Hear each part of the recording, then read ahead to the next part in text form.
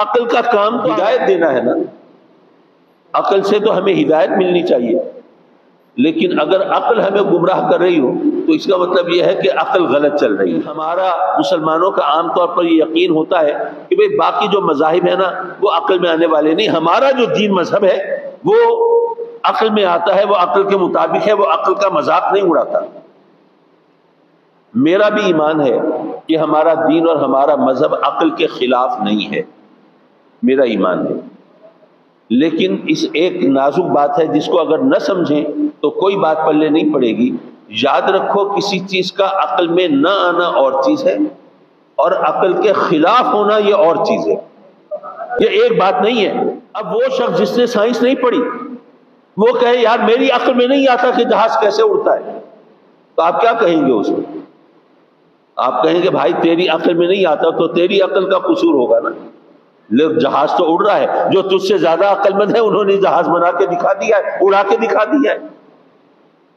تو اگر جہاز کا اڑنا میری عقل میں نہیں آتا تو لوگ کہیں گے جناب پھر آپ ایسا کریں، اسکول جائیں، کالج جائیں، ایروناٹیکل انجینئرنگ کی تعلیم حاصل کریں، سائنس کے اس شعبے میں مہارت حاصل کریں، پھر آپ کو بھی پتہ چل جائے گا جہاز کیسے اڑتا ہے۔ تو جن کی عقل میں معجزے نہیں آتے، جن کی عقل میں کرامتیں نہیں آتی، میں بھی ان سے کہوں گا کہ وہ بھی کسی روحانی مدرسے میں داخلہ لیں، کسی روحانی استاد کے سامنے زانوئے تلمس طے کریں، روحانی دنیا میں وہ روحانی عقل حاصل کرنے کی کوشش کریں، پھر تمہیں بھی سمجھ آ جائے گی کہ معجزے اور کرامتیں کیسے ہوتی ہیں۔ حضرات مکرم، بہت سی چیزیں ایسی ہوتی ہیں جو ہماری سمجھ میں نہیں آتی، لیکن ہمارا کام جب اللہ کی قدرت پر ہمارا ایمان ہو اور ہمارا یہ بھی یقین ہو کہ وہ قادر مطلق اگر چاہے تو اپنے بندوں کو یہ طاقت عطا فرما سکتا ہے، یہ اس کی قدرت کی بات ہے نا۔ کچھ معجزے وہ اپنے نبیوں کے اختیار میں دے دیتا ہے اور کچھ وہ ہوتے ہیں جو اس کے نبیوں کے اختیار میں نہیں ہوتے، یہ دونوں باتیں سمجھنے کی ہیں۔ اختیار میں ہونے کی تو ہزار مثالیں، چاند کے 2 ٹکڑے آقا کریم نے خود اشارہ کر کے کیے نا، سورج کو الٹے پاؤں اپنی مرضی سے الٹا پھرایا نا، اور پتھر سے کلمہ آپ نے خود پڑھوایا نا، یہ آپ کے اختیار میں تھا۔ لیکن آپ کے سمجھ میں نہیں آ رہا ہوگا کہ وہ معجزے جو نبی کے اختیار میں نہیں ہوتے، ذرا اس کو سمجھ لیجئے۔ حضرت سیدنا موسیٰ علیہ السلام جس دور میں تھے اس وقت لوگوں کا برہنہ ہو جانا، ننگا ہو جانا کوئی بری بات نہیں سمجھا جاتا تھا، خاص طور پر مرد اگر آپس میں ہیں، کوئی عورتیں نہیں ہیں وہاں، کوئی دوسرا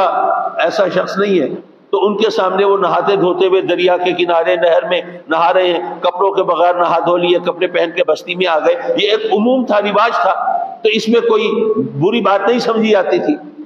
اور سیدنا موسیٰ علیہ السلام وہ چونکہ اللہ کے نبی تھے تو ان پر ایک فطری حیا تھی، تو وہ اس طرح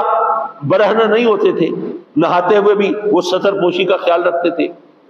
تو اس سے لوگوں نے یہ افواہ اڑا دی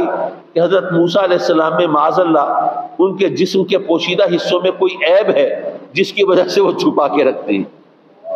وہ لوگوں کے سامنے اس طرح برہنہ نہیں ہوتے، وہ کپڑے نہیں اتارتے۔ اگر ان میں کوئی عیب نہ ہوتا، اگر وہ ٹھیک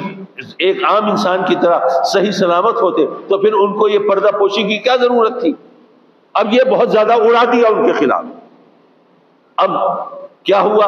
ایک دن حضرت موسیٰ علیہ السلام غسل کرنے کے لیے گئے دریا پہ، اتفاق سے وہاں کوئی نہیں تھا، تو آپ نے اپنے کپڑے پتھر پہ رکھ دیے، آپ غسل کرنے کے لیے چلے گئے۔ اب غسل کر کے آئے تو وہ پتھر جو ہے وہ آپ کے کپڑے لے کے چل پڑا۔ اب آپ ظاہر ہے کہ اس عالم میں آپ کو بہت عجیب لگا، آپ اس کے پیچھے بھاگے، اب وہ پتھر بھاگ رہا ہے۔ اب یہ اللہ کے نبی ہیں، ظاہر ہے کہ کوئی خوف نہیں آ رہا کہ کوئی جن آ گیا، بھوت آ گیا، کیا ہوا بھائی، ان پر تو اسی طرح نبوت کا غلبہ تھا۔ وہ اب ان کو غصہ آیا کہ پتھر کے اندر یہ ہمت، یہ میرے کپڑے لے کے جا رہا ہے اور میں اس طرح کپڑوں کے بغیر ہوں۔ وہ اس طیش میں، اس غصے میں اور اس کیفیت میں وہ باقی چیزوں کو انہوں فراموش کر دیا، بس اس پتھر کے پیچھے بھاگے، اور وہ پتھر جو ہے وہ بھاگتا بھاگتا آبادی میں پہنچ گیا۔ حضرت موسیٰ علیہ السلام وہ آس پاس سے بے نیاز، بے خبر، وہ اس پتھر کے پیچھے ہیں۔ اب جناب جو اس بھاگتے بھاگتے جب ایک جگہ پتھر رکا اور آپ آپ نے کپڑے اپنے اٹھائے اور پہن لیے، تو اس اسنا میں وہ جناب تمام بستی والوں نے، تمام مردوں نے دیکھ لیا کہ آپ کے اندر کوئی ایسا عیب نہیں ہے جس کا ان پر الزام لگایا جاتا تھا اور لوگ ٹھٹھا کرتے تھے اور مذاق اڑاتے تھے۔ اب ظاہر ہے کہ پتھر کا اس طرح کپڑے لے کے بھاگنا، یہ حضرت موسیٰ علیہ السلام کے اگر اختیار میں کہو تو یہ آپ پر الزام آئے گا، تو یہ آپ کے اختیار میں نہیں تھا، یہ اللہ کے حکم سے چلا، اور جو حضرت موسیٰ علیہ السلام کو ایک عیب اور ایک الزام سے بچانے کے لیے رب کائنات نے پتھر کو یہ حکم عطا فرمایا۔